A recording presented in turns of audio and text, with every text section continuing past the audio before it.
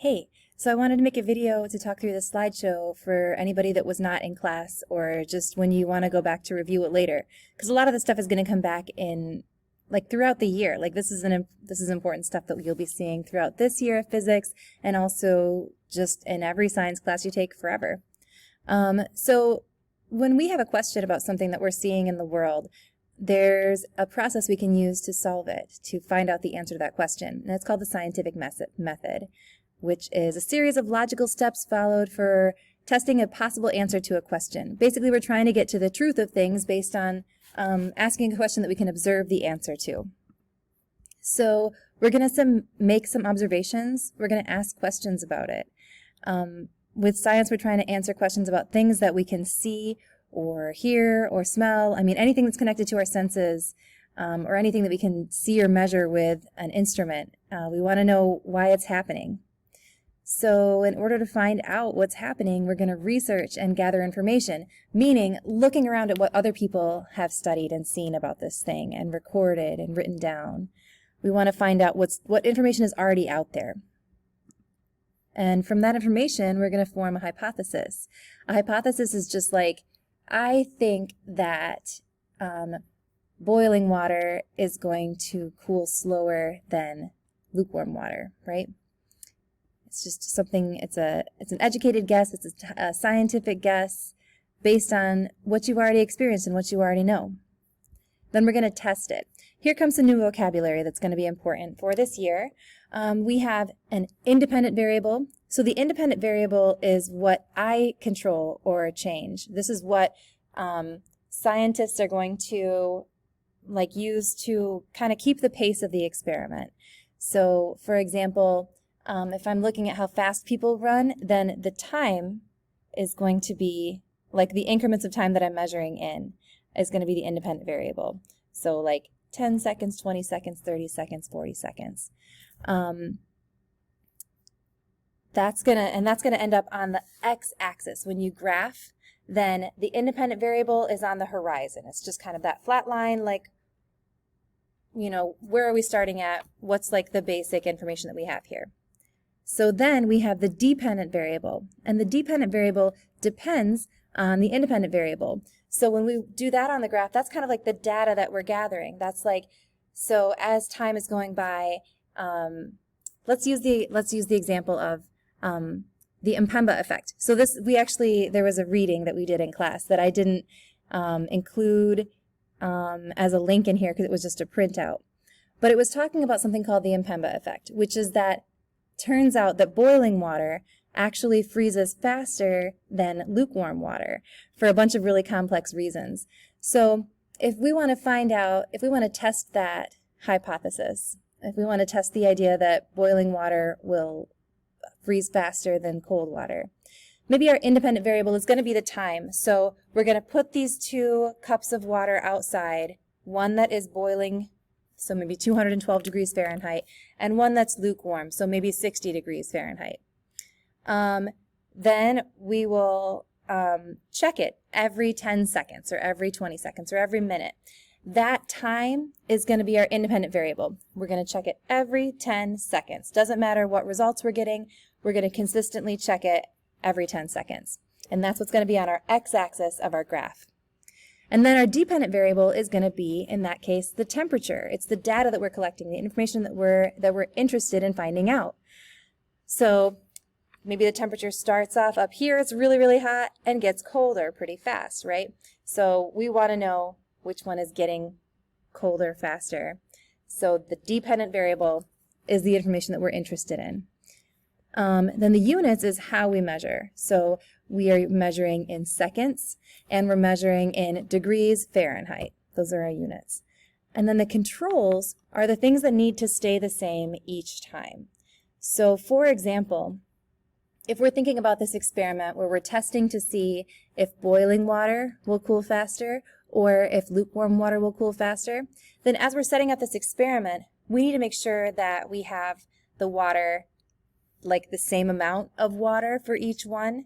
We need to make sure that we have the water in the same kind of container. These are controls that we're working with. We need to make sure that the 2 cups of water are in the same temperature like outside, right? So like if we're putting them outside, then it needs to be like in the same spot, right? We need to make sure that the material that the container that they're in is made out of is the same thing, and that the water is the same kind of water. Things like that. So those are controls. So independent variable is what I control, is what I change. The time, for example, how often I'm going to check it. That goes on the x-axis. The dependent variable is the data that we're collecting, the stuff that we're interested in, and that's going to look like the mountains on the graph. It's on the y-axis, so we're interested in, does it go up, does it go down, does it make a curve? What does that data look like? The units are, are we measuring in seconds, in degrees Fahrenheit, in pounds, in kilograms? What are we measuring in? And then the controls are the things that need to stay the same for each version of the experiment, for each things that we don't want to be variables. We're just looking at this one thing, so we don't want any of that extra noise around. The controls are what keep it the same that way. Okay, that was a long explanation for that one. So then, once we have our experiment, we're going to analyze the data and find patterns about it. So when we put our data on a graph, we're going to see a pattern about it. We're going to see if the numbers go up, if they go down, if they make a curve, if we see all the data concentrated in one spot of the graph or another. These are all things that we want to look at. So once we've looked at our data, we're going to develop a claim. We're going to say boiling water cools faster than lukewarm water. And then we're going to provide evidence and reasoning. Evidence is going to be the actual data that we collected. It's numbers. It's like the evidence that boiling water cools faster. You can see it on this graph. It's that the slope went down faster for the boiling water than for the lukewarm water. And then the reasoning is why. Why do we think that happened?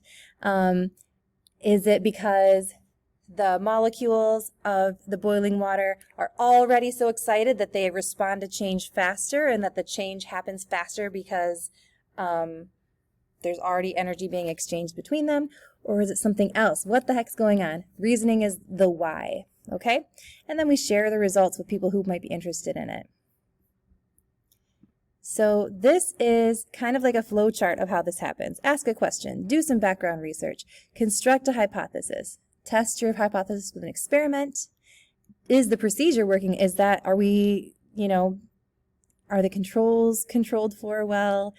Is the stuff that we're looking for showing up like we think it will? If not, we're going to troubleshoot it and test it again.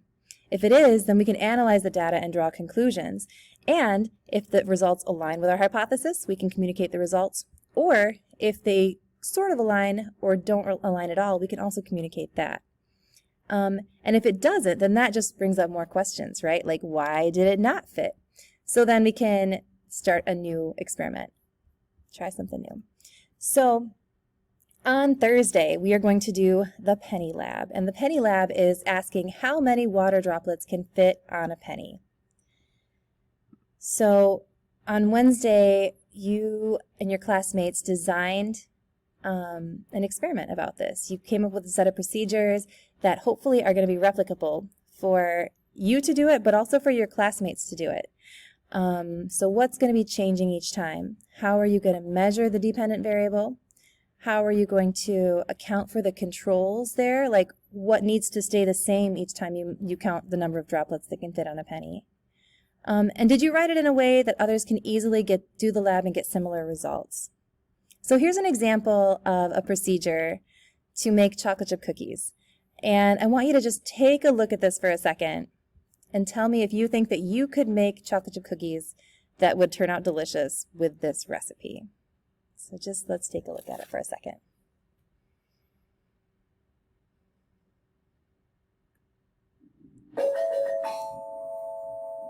Sorry, I'm recording this at the middle school during lunch.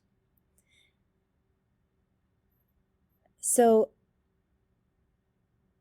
first thing it says is to beat the butter and sugars together in a bowl.